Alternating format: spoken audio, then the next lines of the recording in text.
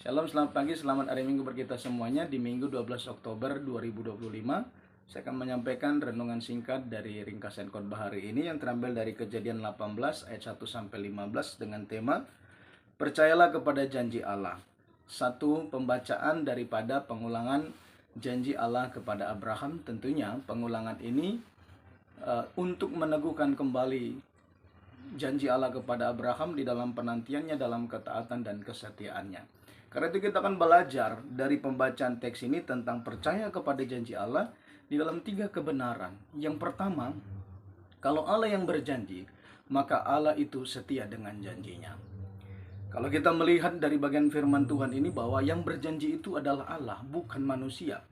Dan bilangan 23:19 katakan Allah itu bukan manusia yang bisa berdusta atau tidak menepati janjinya. Dia Allah yang setia dalam keberadaannya, dalam sifatnya.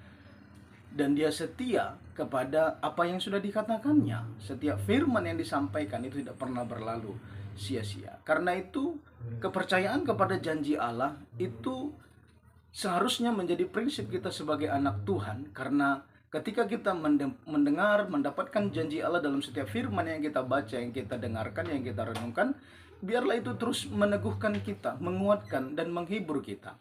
Yang kedua, percaya kepada janji Allah dalam pembacaan ini kita melihat karena memang bagi Tuhan tidak ada yang mustahil. Di dalam ayat 14 itu bagaimana ketika Allah mengulangi janjinya bahwa mereka Abraham dan Sarah itu akan mendapatkan keturunan. Sarah di sini memang tertawa. Dia merasa lucu karena memang secara manusia dia sudah tidak mungkin lagi, dia sudah lanjut usia ya, dan mati haid dikatakan. Dan tentunya sudah lanjut usia banyak resiko ketika dia ingin mengandung kembali. Tetapi dikatakan dalam bagian firman Tuhan ini dikatakan oleh Allah sendiri, bagi Tuhan tidak ada yang mustahil. Ini mengingatkan kepada kita bahwa pada akhirnya memang bahwa janji Allah ini digenapi. Dan ini menandakan bagi kita bahwa bagi Allah tidak ada yang mustahil. Bahkan ketika Allah menjadi manusia untuk mendatangkan keselamatan, itu bagi orang itu sesuatu yang mustahil.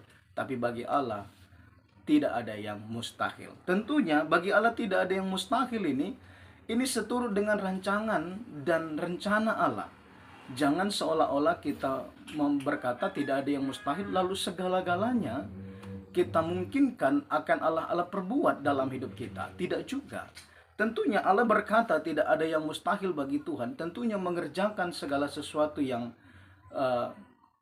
hal-hal yang mustahil bagi manusia tentunya punya tujuan untuk kemuliaan nama Tuhan, untuk rencana Allah, untuk rencana kebaikan kehidupan kita, terlebih keselamatan kekal kita. Tentunya anak yang diberikan ini juga punya tujuan rencana kekekalan, yaitu keselamatan untuk seluruh dunia, setiap orang yang mau percaya kepadanya, ya, yang mau percaya kepadanya. Karena itu ketika kita memohon dan memegang janji Tuhan, tidak ada yang mustahil.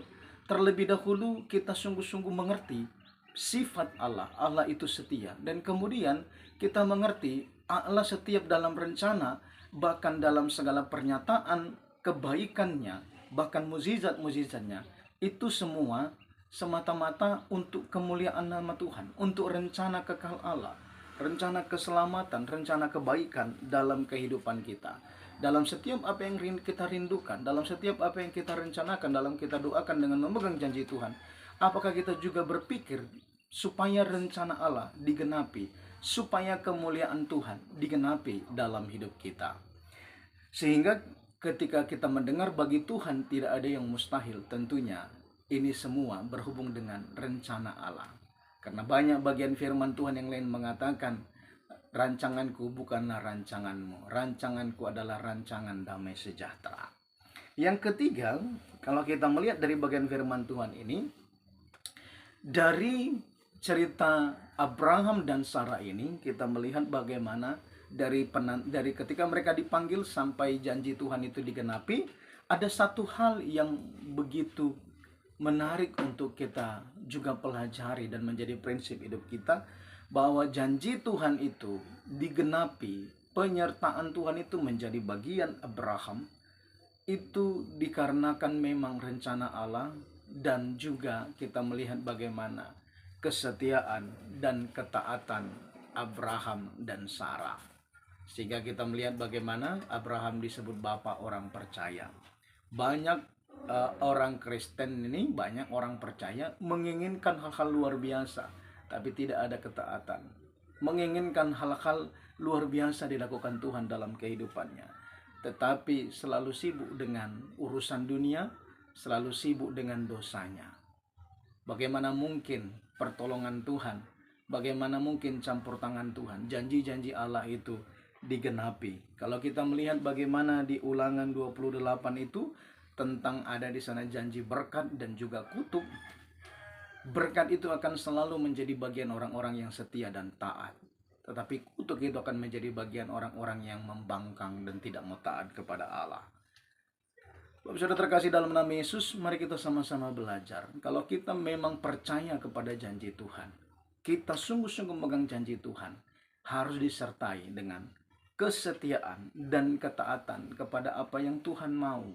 Sehingga kita benar-benar memuliakan nama Tuhan dalam penantian kita. Dan ketika kita menerima berkat Tuhan atau menerima penyataan kuasa Allah dalam kehidupan kita, kita tidak menjadi sombong, kita tetap rendah hati, sehingga kita tetap terus memuliakan nama Tuhan.